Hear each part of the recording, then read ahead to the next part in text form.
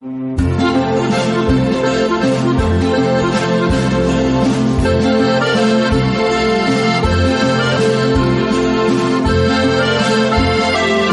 Cadena Ibérica tiene una cita con la historia con Pío Moa y Javier García Isaac. Cita con la historia. Presenta Javier García Isaac.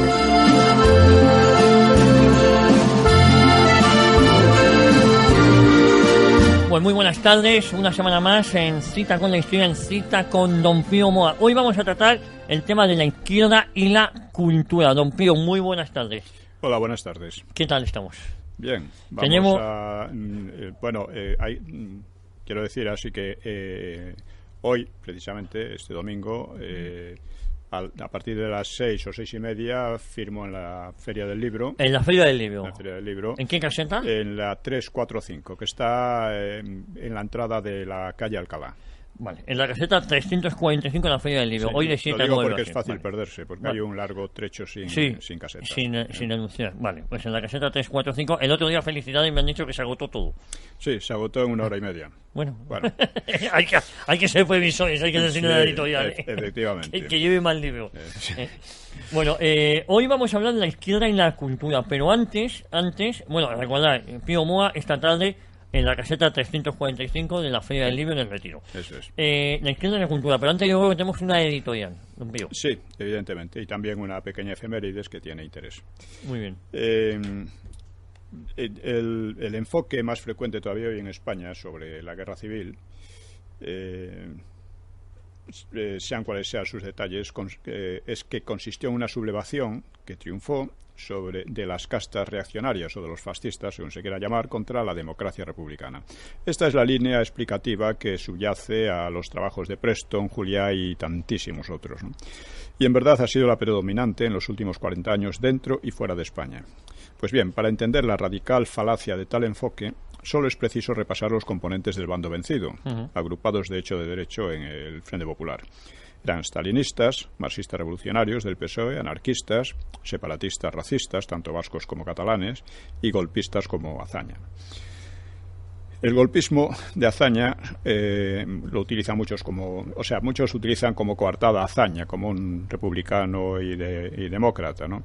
Pero su golpismo, que suele ser soslayado en las obras de izquierda, empezando por las de Juliá, por cierto, es bien conocido. Tan pronto perdió las elecciones, Azaña intentó al menos 2 golpes de Estado, uno de ellos lo he documentado a través de los archivos del PSOE, estuvo complicado en el asalto socialista separatista a la República en octubre de 1934, y por mucho que se quejase de su posición de presidente florero durante la guerra, permaneció vinculado hasta el final a unos partidos totalitarios o separatistas.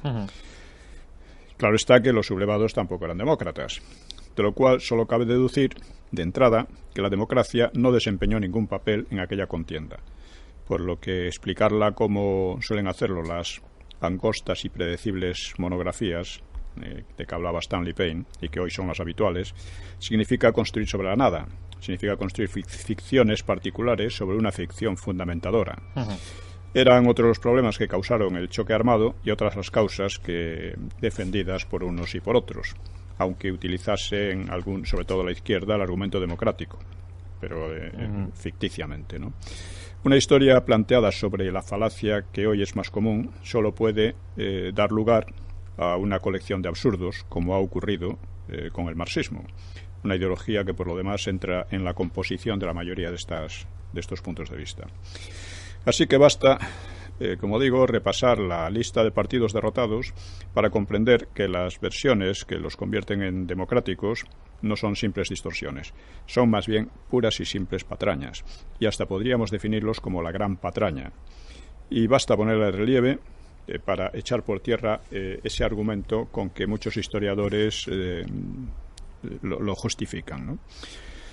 Que una ficción tan estruendosa siga siendo la más difundida, de manos de decenas o cientos de autores, ya indica mucho sobre la calidad intelectual de esa historiografía y de los medios de difusión de masas y de las políticas enraizadas en ellas, porque esto tiene consecuencias políticas clarísimas hasta hoy, ¿eh? Como es lógico, dado que ganaron los reaccionarios, los fascistas, etcétera, Esto solo podía haber construido un régimen de miseria, oscurantismo y de opresión extrema, ¿no? Y para ellos, para los de la Gran Patraña, nada cuenta el hecho de que aquel régimen hubiera derrotado a unos demócratas, entre comillas, tan peculiares como los izquierdistas y separatistas, que hubiera mantenido la unidad de España amenazada por el Frente Popular. Posiblemente muchos vean la unidad de España como un mal, y que haya mantenido la cultura cristiana, que es la base de la europea, que tampoco les interesa mucho, también es verdad, que hubiera traído los mayores ritmos de prosperidad y crecimiento económico y dejado muy atrás los odios que destrozaron la República, haciendo posible, aunque no fuera su intención, una democracia no convulsa. Esto no les importa a casi ninguno de los que sostiene la Gran Patraña. Por eso la Gran Patraña envenena todo el ambiente intelectual y político del país y está degenerando peligrosamente la democracia a marchas forzadas y convierte en delincuentes a los políticos que la sostienen. Colaborando con la ETA, eso es delincuencia pura, ¿no?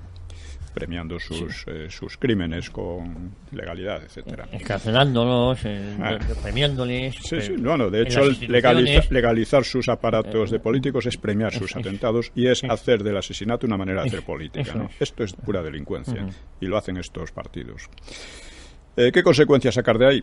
Pues solo una, que ya la expuso Julián Marías. No pienses en lo que va a pasar, sino en lo que puedes hacer. O como dijo Nelson en Trafalgar, de mal recuerdo para nosotros, Inglaterra espera que cada uno cumpla su deber. España espera que cada uno cumpla su deber ahora. Todo esto es muy serio y es preciso actuar de forma organizada. Una de las tareas, que no la única desde luego, es recuperar la historia real, esa que unos falsean y de la que otros quieren privar a los españoles con la consigna de mirar al futuro. Cuando estamos en campañas como la de 300 por 20, es decir, 300 oyentes que contribuyen regularmente a este programa con 20 euros al mes, no lo hacemos solo por mantener el programa, sino por comprometer en esta tarea al mayor número de personas. Y no es solo cuestión económica, es directamente política. Lo mismo cuando insistimos en que den a conocer nuestros oyentes el programa por todos los medios, que son muchos, empezando por las redes sociales. Repetimos, España espera que cada cual cumpla con su deber. Bueno, pues yo creo que dicho lo cual, recordar a nuestros oyentes la manera de que pueden colaborar con nosotros. Hay una cuenta de BBVA, si no me equivoco. Sí, efectivamente. El titular es Taller de Ideas. Sí. Y hemos iniciado una campaña, llevamos tiempo con ella, 300 por 20. Sí. Y lo tenemos todo, yo creo que en su blog, Don Pío, sí. El blog de usted. Está en el blog y vamos a decir, incluso quizá repetir al final, vale, la cuenta. La cuenta, sí. La cuenta es ES09 ES09 0182 0182 1364 1364 33 33 020 020 154 154 3346 3346. De todas formas, en Cita con la Historia, la pueden en el blog, encontrar, sí. La repetiremos al final. Vale, muy bien. Pues, bueno, Don Pío, las efemérides. Efemérides. ¿Qué efemérides tenemos hoy? Vamos a coger una que es importante, y es que en tal día como hoy, Aguinaldo declaró en Filipinas la independencia de España en 1898. Es una efemérides interesante porque dio inicio no a la independencia de Filipinas, sino a su colonización por USA. Por USA. Exactamente. El gobierno de USA había asegurado que solo quería derrotar a España y de paso ayudar a los filipinos para que se independizasen. Es más, habían hablado de que la anexión de Filipinas habría sido habría sido una agresión criminal, de acuerdo con su código moral. Pero España cometió una felonía en esta guerra tan desastrosa y desastrada, que fue vender las Filipinas a USA por $20 millones. O sea, una cosa verdaderamente indigna, ¿no? Y entonces lo que ocurrió a continuación fue una guerra, la guerra filipino-useña.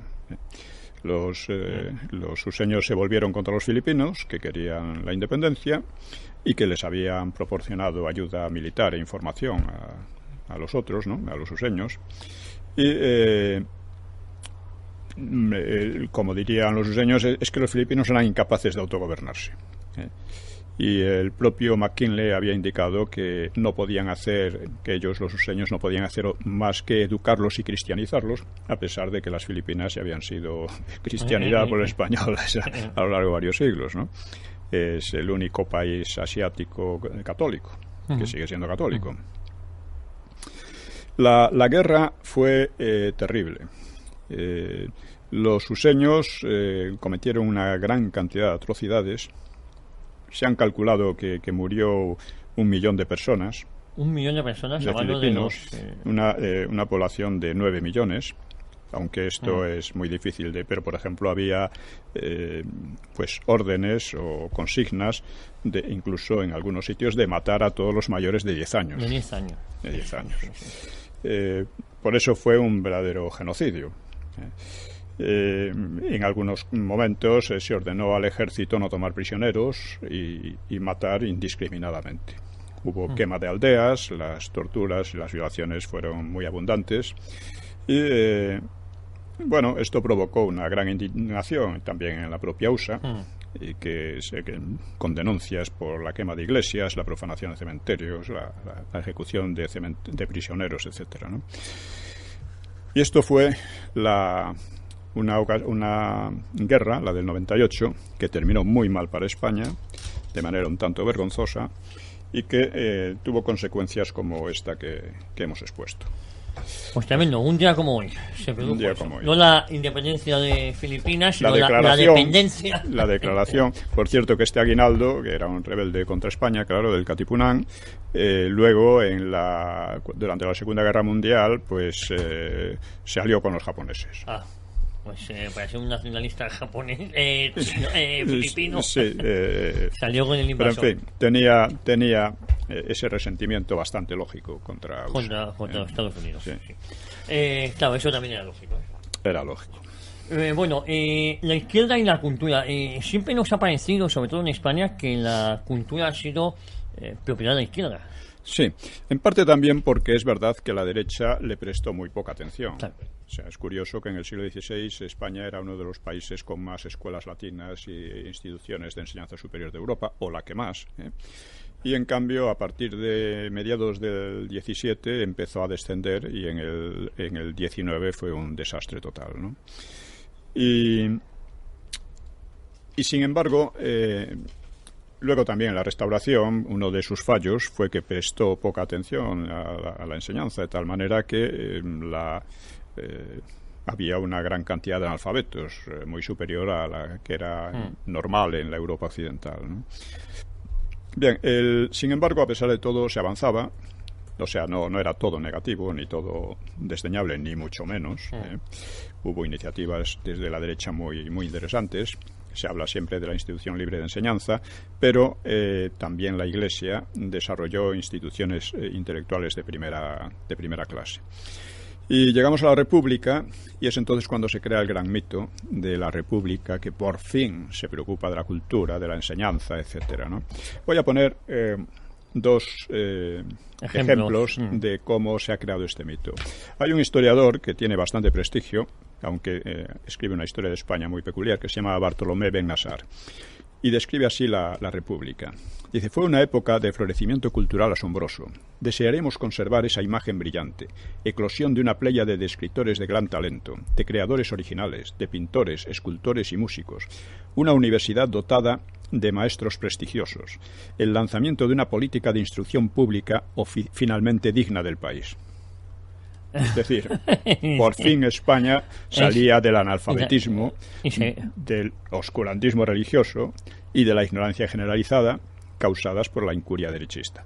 O sea, ¿qué menos podía esperarse de lo que llamaban república de profesores?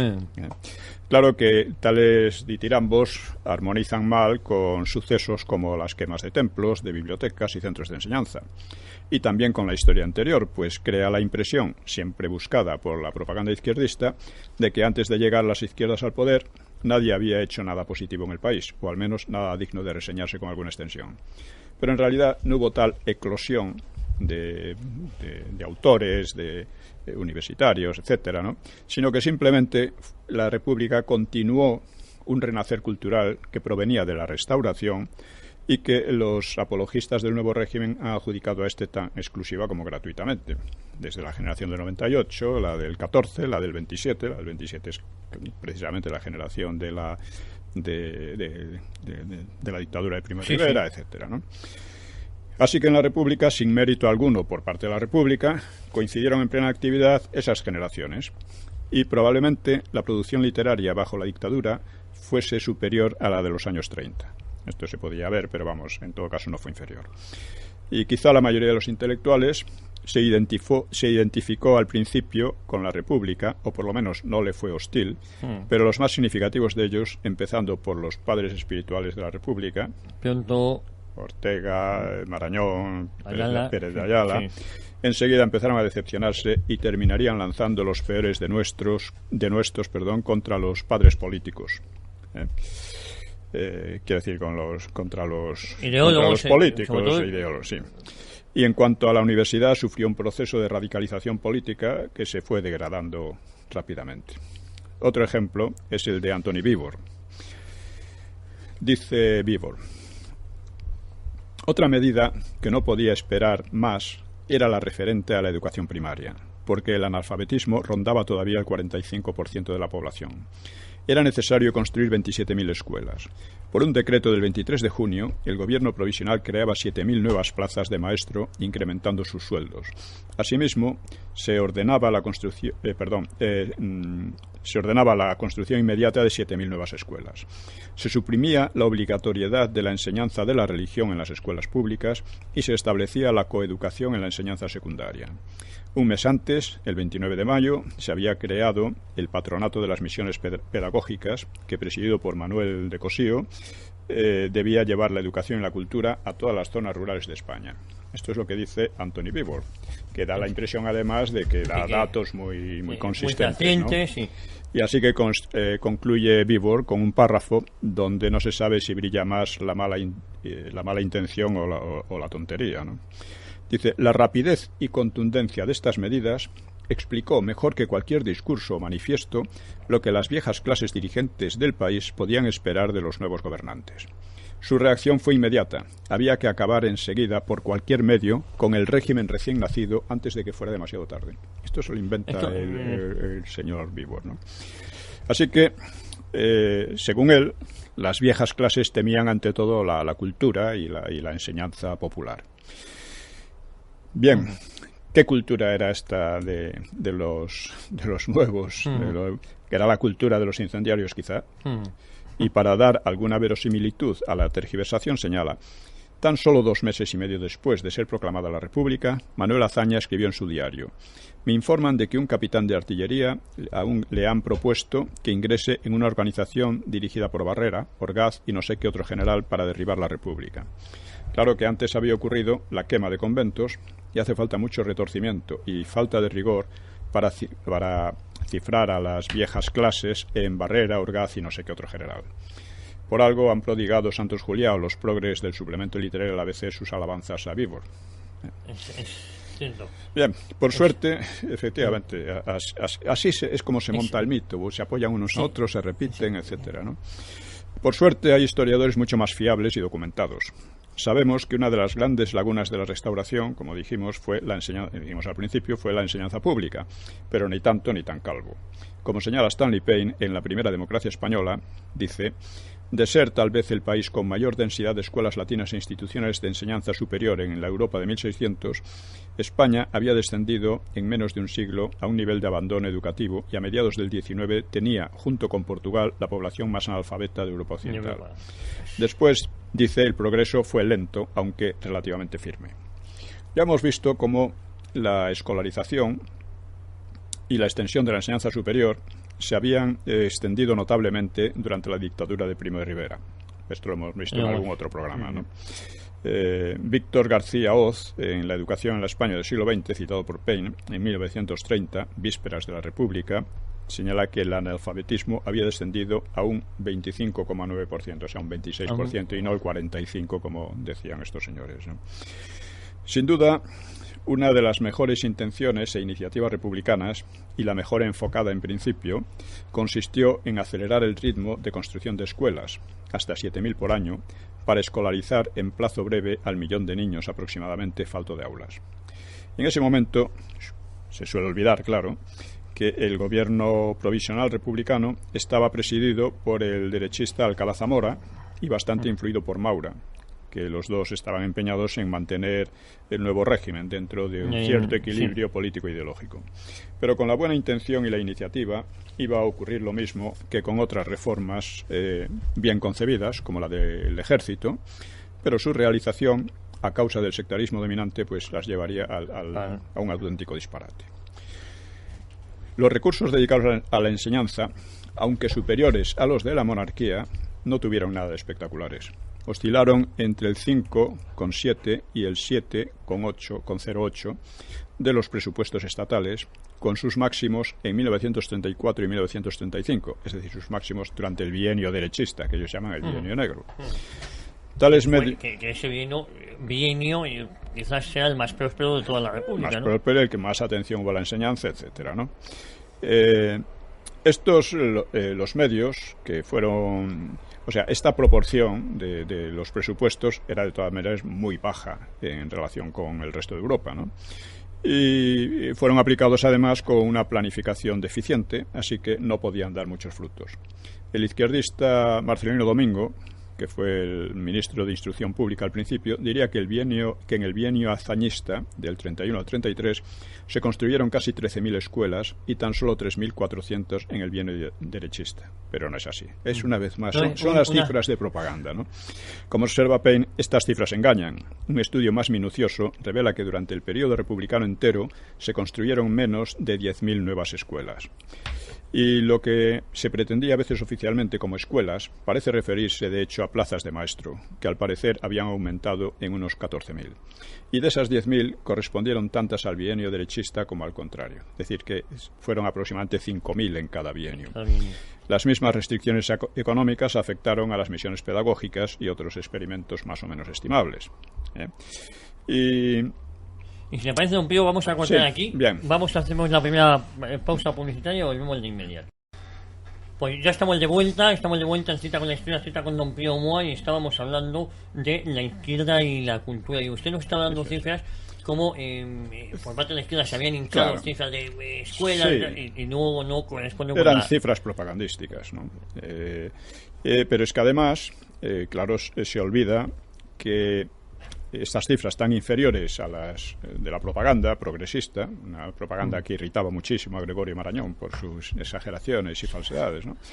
Y estos avances modestos, fueron meritorios pero modestos, quedaron neutralizados en gran parte por el sectarismo de sus promotores, en especial por su cerril hostigamiento a la enseñanza católica.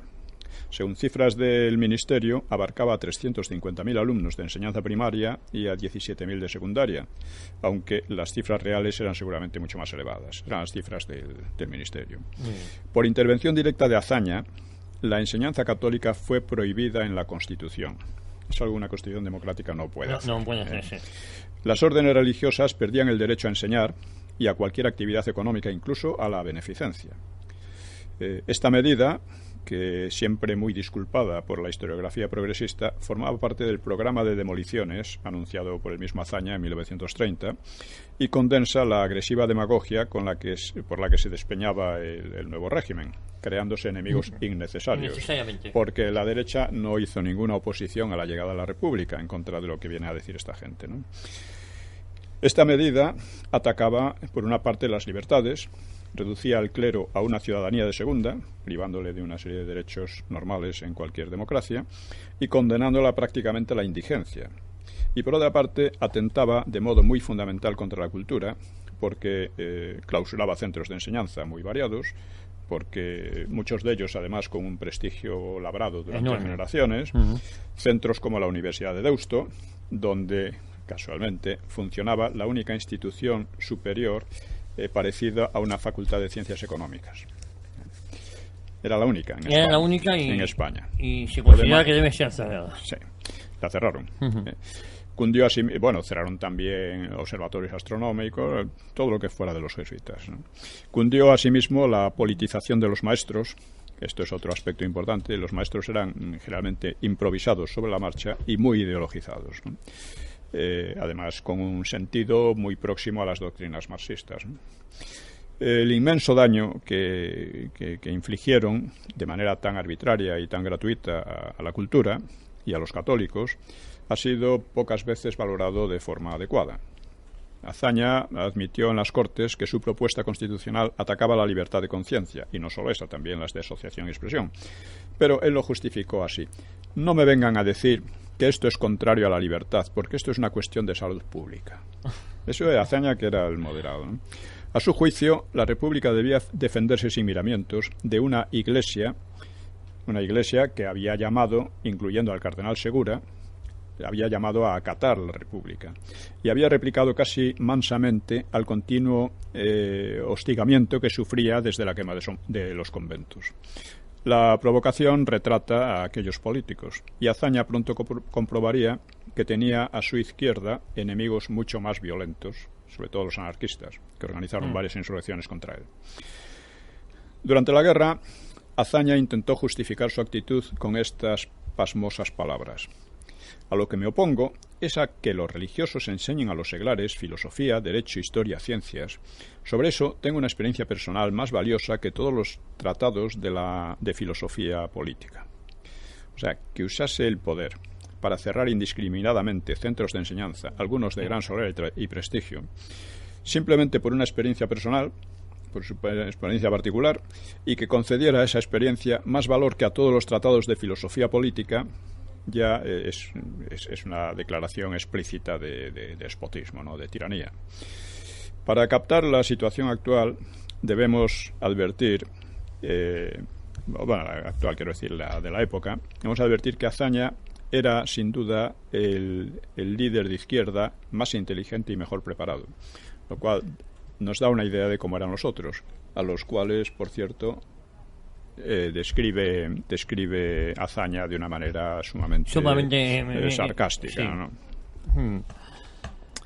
Así que vamos a ver la famosa quema de conventos, en qué consistió.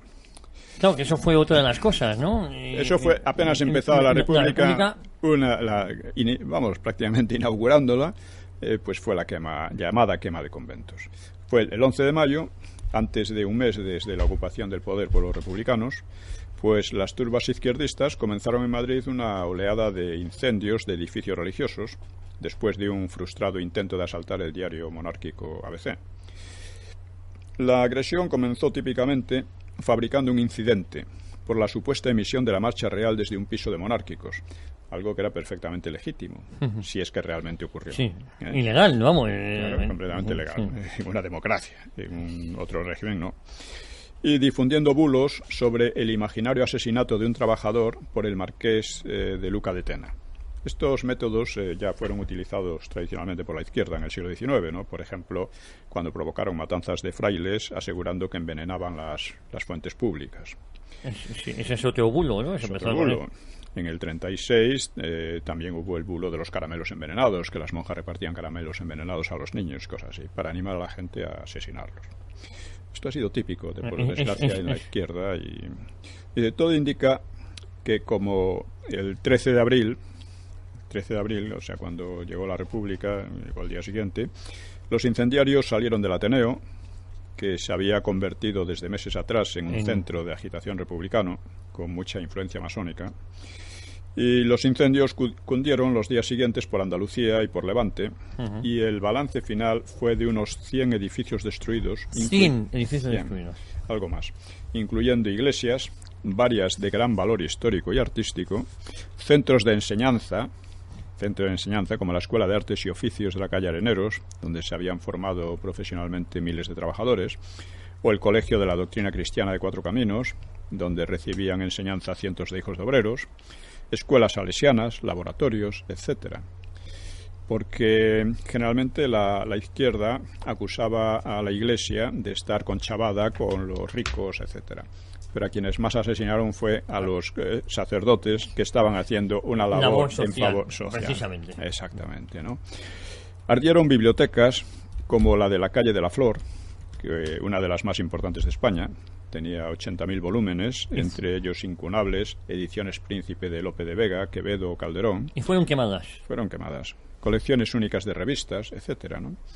O la del Instituto Católico de Artes e Industrias, con 20.000 volúmenes y obras únicas en España, más el irrecuperable archivo del paleógrafo García Villada, producto de toda una vida de investigación. Quedaron reducidas a cenizas pues cuadros y esculturas de Zurbarán, Valdés Leal, Pacheco, Van Dyck, Coello, Mena, Montañés, Alonso Cano, etcétera, así como artesonados, sillerías de coro, portadas y fachadas de gran antigüedad y belleza. O sea, un desastre casi inconcebible. Esto es lo que llaman la quema de conventos, como diciendo, bueno, se quemaron los conventos, pero ya se sabe, los conventos, la reacción, etcétera, ¿no? No, de más de 100 edificios con toda la riqueza artística y cultural que ellos llevaban. Exactamente.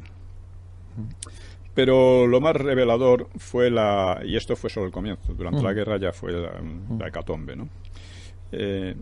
Lo más revelador fue además la reacción del gobierno y de las izquierdas. Azaña paralizó en seco cualquier intento de frenar los disturbios, los incendios, arguyendo además, todos los conventos de Madrid no valen la vida de un republicano.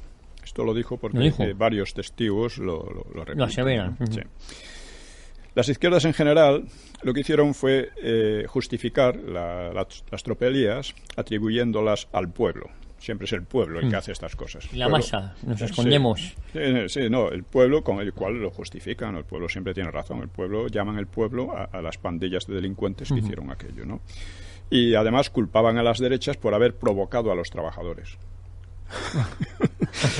Vale. Es asombroso, pero todo eso todavía funciona. Con Podemos y similares todavía funciona. El Socialista, por ejemplo, el diario del PSOE, oficial del PSOE, amenazaba: si de algo han pecado los representantes de la revolución victoriosa, es de excesivas contemplaciones con los vencidos. Ni habían vencido a nadie ni nada, sino que los vencidos les habían entregado el poder, se lo habían regalado sin más, ¿no? Es bueno ese titular para luego sacarlo años después. Para conocerla y para conocer esta miserable propaganda que nos está envenenando a todos, ¿no? Este era un viejo talante, ya digo, que identificaba al pueblo con turbas de delincuentes y, lógicamente, a las mismas de izquierda se identificaban con semejante pueblo. Aún más graves que los incendios resultó esa clara inclinación de las izquierdas a vulnerar la ley y amparar las violencias sobre pretexto de un pretendido carácter popular. Y luego, contra toda evidencia, siguieron acusando a las derechas de violentas e intolerantes, al mismo tiempo que se burlaban de ellas y las despreciaban, porque la derecha respondió de una manera, por así, muy mansa, ¿no? Sosteniendo con sorna contradictoria que la misma Iglesia había provocado adrede los disturbios para desprestigiar a la República. Decían las dos que había sido el pueblo, pero lo habían provocado las iglesias para desprestigiar a la República. Bueno, digamos que aquella oleada pues motivó reclamaciones de países como Francia o violentas censuras en Holanda, países muy poco católico, muy laico y muy anticatólico tradicionalmente Holanda, ¿no? Y eso envenenó también la relación entre los partidos y, como dice Alcalá Zamora, Alcalá señala todo esto, aunque él fue en cierto modo compinche porque lo permitió, y calla otra consecuencia que no fue menos trascendental para la República, que fue su pusilánime gestión de la crisis al frente del gobierno le hizo perder el liderazgo moral y político de la derecha. Y esa frustración le llevaría a sabotear a los nuevos líderes de Acción Popular con efectos finalmente trágicos. Ahora Stanley Payne ha sacado un libro que reproduce en gran parte lo que yo ya había dicho, aunque ampliándolo con detalles y tal, sobre Alcalá Zamora.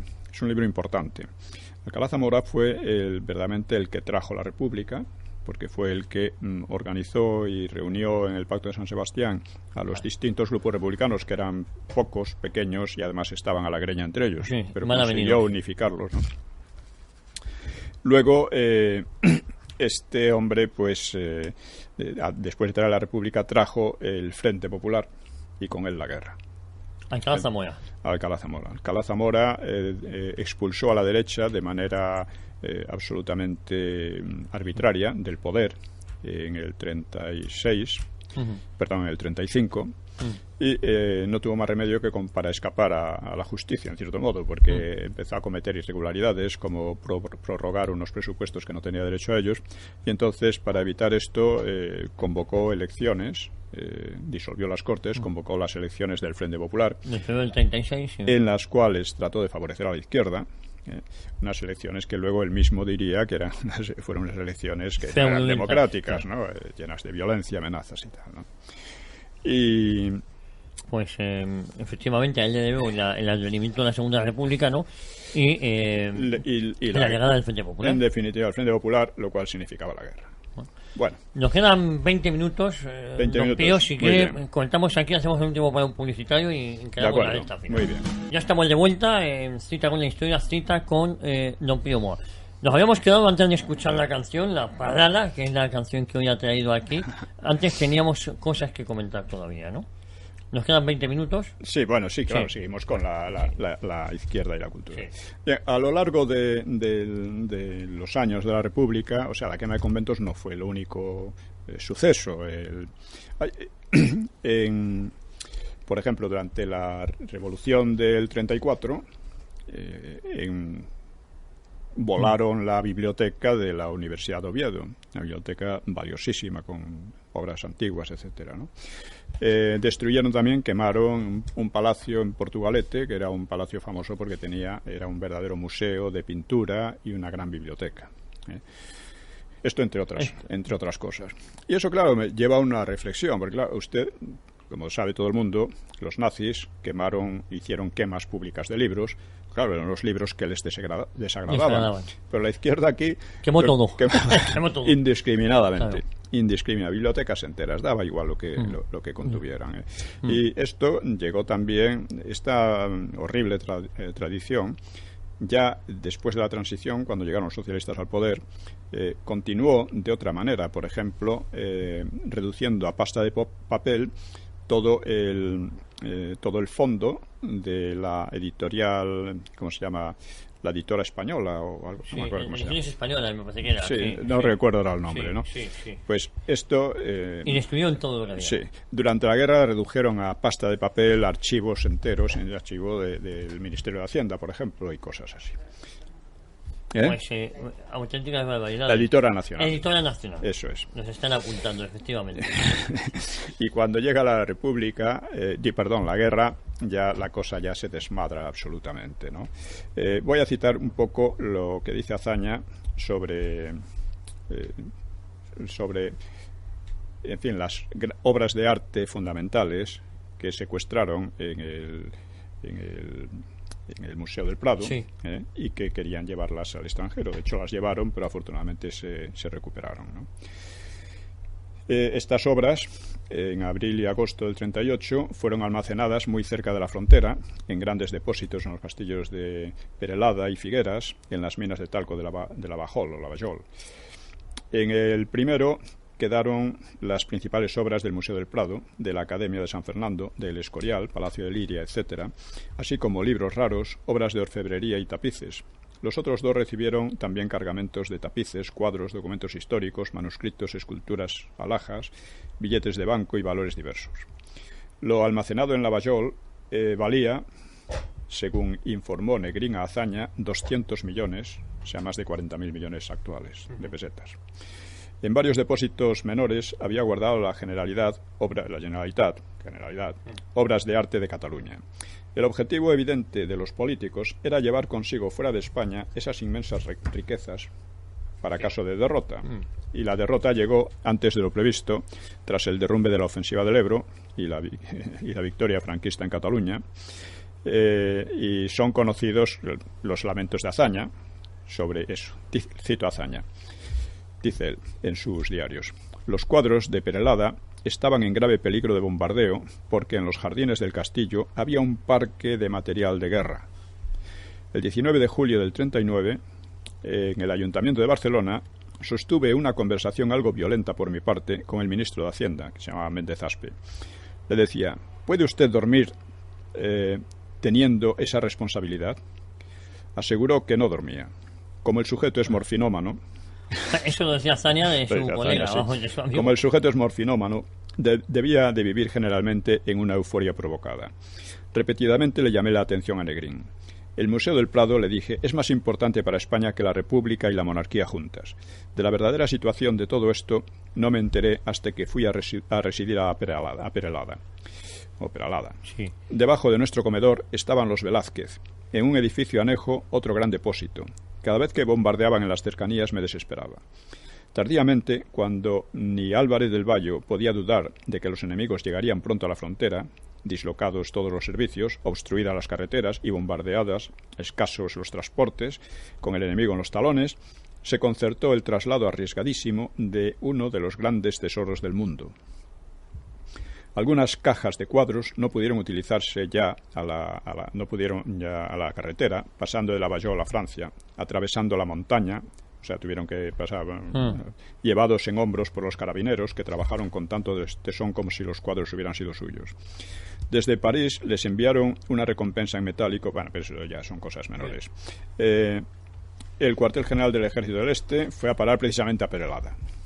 Es decir, que era bombardeable todo aquello. ¿Por qué no se bombardeó? Porque los franquistas sabían dónde estaba. Y no tenían intención de... Claro. Y eso salvó también... es que son cosas muy curiosas. Por ejemplo, aquí en Madrid, cuando llegan los bombardeos en el 36, en noviembre del 36, pues el mando nacional dice que una zona que comprende el barrio de Salamanca y otras zonas parecidas, que no se iban a bombardear. Cosa que no se hace nunca en una acción guerra de esta, ¿no? Lo cual hizo que todo el Frente Popular concentrase en hay todo su todo su aparato, digamos, organizativo, ¿no? Y además aquello se llenó de gente que venía de otros barrios, una cosa tremenda, ¿no? Sí, pues la seguridad que daba esa declaración que ha hecho el bando nacional. Bueno, pues Azaña dice, hice constar que eso, o sea, llevar el mando a aquellos lugares, ponía en peligro el edificio mismo y las valiosas colecciones de propiedad particular que guardaban. Alegaron necesidades militares, como si yo fuese algún bobo. Pero no hubo bombardeos, ya digo, por esta razón, porque el espionaje de los nacionales sabía dónde estaban. Luego,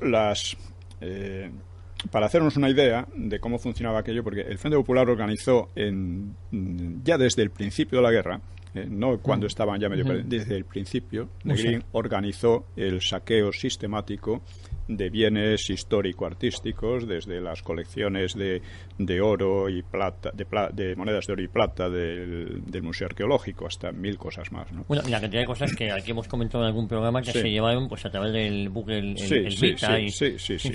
O sea, los cuadros del Museo del Prado, y claro, mucha gente se pregunta, ¿y qué querían hacer con los cuadros del Museo del Prado? Porque eso no lo podían vender por ahí. No. Bueno, mi teoría, que me parece la más probable, es que lo que pensaban hacer era darlos como pago a la Unión Soviética. Porque el oro que se habían llevado a Rusia se había consumido, según decían los soviéticos, y probablemente es verdad, se había consumido ya, y sin embargo, después de estar consumido, mandaron la mayor remesa de armas de la guerra después de la batalla del Ebro. Lo que pasa es que a Cataluña la mayor parte de ella no llegó a tiempo. No llegó a tiempo. Porque ya el avance de los nacionales fue muy rápido. Fue imparable. Entonces, yo creo que era el pago. Porque la Unión Soviética desde el principio dijo, no, ni siquiera como fondo para obtener préstamos. No, se consume directamente el oro. Y una vez consumido, pues lo que podían ofrecer era esto. Por otra parte, los comunistas de la Unión Soviética se dedicaron, después de la Revolución, a obtener gran cantidad de divisas vendiendo obras de arte acumuladas allí en sus museos, a Occidente. O sea que era una cosa que vamos a decir corriente, ¿no? Pues don Pío, quedan 7 minutos o así aproximadamente. Bueno, pues podemos seguir avanzando un poquito. Sí, brevemente. Voy a citar al comunista José María Rancaño, porque los comunistas en esto fueron los que se portaron más decentemente, que habla de cómo estaba la situación ya en la frontera. Dice, en Figueras pude ver el espectáculo de un ministro, Méndez Aspe, rodeado de funcionarios y otras gentes en una lucha angustiosa contra el tiempo, deshaciendo relojes y echando a un lado las tapas de oro o plata y la maquinaria al suelo, destripando alhajas de toda clase, metiendo en las maletas y cajas, empaquetando, ocupándose él mismo de todo y dando dando voces presa del mayor histerismo. También estaban allí 17 o 18 cajas que componían el depósito cerrado de los condes de Heredia Spínola en el Banco de España, cajas que conocía yo muy bien, porque tuve que defenderlas contra la insensatez de unos intelectuales que pretendían que se las entregásemos en Madrid, cuando yo ejercía el control del ministro en el banco, argumentando que habían en aquellas cajas autógrafos valorados en millones de libras esterlinas, del Gran Capital y de no sé quién más, que fue justamente la razón por la que no se las entregamos. Lo tenía claro. El equipaje que arrastraba el ministro desde Madrid, enriqueció a su paso por las distintas provincias de España, incluía otros objetos de valor como colecciones filatélicas raras. Es decir, saquearon todo lo que podía tener valor a sus ojos, para luego en el exilio, que luego Negrín se jactaría de que en el exilio podían pagar a los suyos mucho más que los vencedores a los suyos. Efectivamente, se habían llevado gran parte Se habían llevado. Ya digo, lo del Museo del Prado y otros muchos pudo recuperarse, llegó a Suiza, allí se hizo una gran exposición que recaudó muchísimo dinero y se devolvió a España, gracias a las gestiones de los nacionales, obviamente. Los gestores de los nacionales intercedieron ante el gobierno suizo para que nos fuera devuelto todas las riquezas que aquí se habían. Pero indudablemente indudablemente es lo más probable, estaba destinado a ir a la Unión Soviética. Sí, y seguramente muchas de las cosas se quedarían por el camino. Algunas de las cosas que se perdieron, el tesoro del Vita, del que hemos hablado, etcétera, ¿no? Fue solo una parte, ni mucho menos. Vamos a escuchar esta canción, don Pío, y ahora nos cuenta el porqué de esta canción.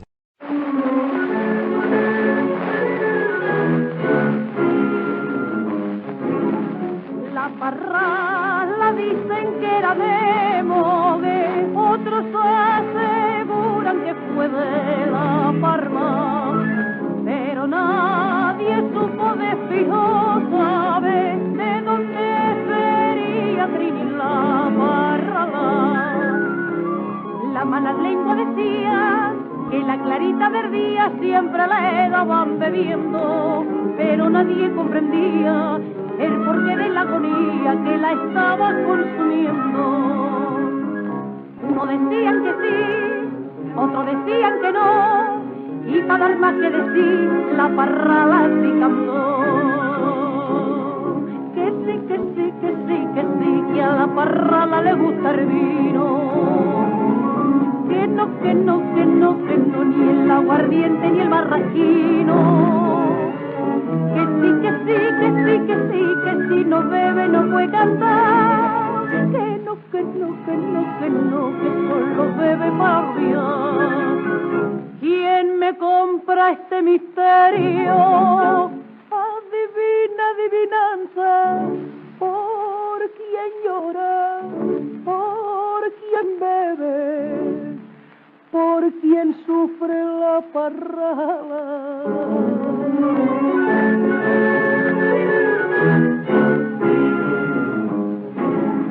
Dos hombres riñeron una madruga dentro del colmado donde ella cantaba, y el que cayó herido dijo a la espira: por tu culpa se la parrala. Los jueces al otro día a la Trini preguntaban si aquel hombre conocía, y la Trini contestaba: yo no lo he visto en mi vida, ni sé por qué lo mataba. Unos dijeron que sí, otros dijeron que no, y para dar más que decir, la parrala sí cantó. Que sí, que sí, que sí, que sí, que la parrala tiene un amante. Que no, que no, que no, que no, que ya no quiere más que a su cante. Que sí, que sí, que sí, que sí, que si no bebe no puede cantar. Que no, que no, que no, que no, que solo bebe para olvidar. ¿Quién me compra este misterio? Adivina, adivinanza. ¿Por quién llora? ¿Por quién bebe? ¿Por quién sufre la parrala? Ya estamos de vuelta. A ver, La Parrala. Bueno, está cantada por Concha Piquer, que es una de las grandes voces, indudablemente, de la canción española. Española, sí, un mito. Sí, es una canción típica de los años 40, que generalmente se cantaba un poco en burla, ¿no? Un poco en broma. Por el tema, parece que todo el mundo estaba preocupadísimo por lo que le pasaba a La Parrala.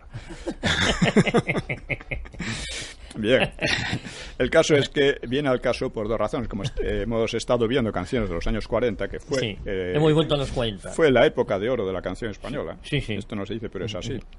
Con todos los defectos que se puedan echar, o no defectos, pero vamos, unas cantantes de primera fila y canciones de calidad, ¿no? Muchas de ellas. Pues La Parrala también era tan popular que en la División Azul en Rusia a la aviación soviética, que venía a hostigarles de vez en cuando, le llamaban La Parrala. Dice, ahí viene La Parrala. Porque en Rusia la división tuvo muy poco apoyo aéreo alemán, debido a que los alemanes tenían también muy poco apoyo aéreo, porque el número de aviones de que disponían los alemanes era mucho menor que el de los soviéticos. Entonces casi siempre estaban expuestos a los ataques de los aviones soviéticos. Y les llamaban La Parrala. Pero claro, esa es otra cosa que siempre se nos ha vendido, de que la aviación alemana era bastante más numerosa que la soviética. No, ni los tanques ni nada. Era mejor técnicamente la aviación. Los tanques no, los tanques eran mejores, los soviéticos también técnicamente. Era el T-39, me parece que era el tanque. T-34 es el gran tanque de la guerra. Fabricaron, no sé si 50.000, algo así. Luego los alemanes lo superaron con el Tiger. Sí, pero el Tiger llegó más tarde y además solo fabricaron un pequeño número de unidades. El Tiger era mejor que el T-34, pero también los soviéticos hicieron uno superior, el Stalin, más pesado y tal. Pero vamos, y en aviación, pues generalmente la ventaja alemana estaba más en la organización, en la utilización más racional y más eficaz de los recursos y en la instrucción de la tropa, de los soldados, etcétera. Bueno, eso les permitía obtener victorias muchas veces en inferioridad de fuerza. Bueno, pues La Parrala de Concha Piquer, que hace referencia a lo que nos acaba de comentar. Muy bien. Don Pío, pues no hay tiempo para más. Yo creo que recordar que esta tarde de 7 a 9 en la caseta 345 de la Feria del Libro de Madrid. Otra cosa que decir. El día 16 voy a presentar el libro jueves en el Centro Riojano de Madrid a las 7:30. A las 7:30 este jueves. Yo voy a estar en Londres, don Pío. Bueno, que le vamos a hacer. Es una lástima, pero bueno, vamos a animar el martes, como le voy a entrevistar en Territorio Lince, lo volvemos a recordar. El Centro Riojano de Madrid, este jueves día 16 a las 7:30, don Pío Moa presenta su último libro, su última obra, La Guerra Civil y los problemas de la democracia en España. Exactamente. El título es complejo, Es complejo. Indicativo. Eso es. Y la portada también. Y la portada muy buena. Yo ya tengo el libro, Muy bien. Y le felicito por lo cual. Así que hoy, firma de los libros en la casa en el retiro, en la Feria del Libro. Y el jueves 16 presentando en el Centro Riojano, en la calle Serrano. Eso es. ¿Vale? Bueno, pues muchísimas gracias, don Pío.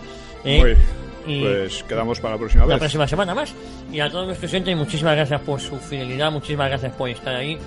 Prometemos volver, Dios mediante, aquí en una cita con la historia, una cita con...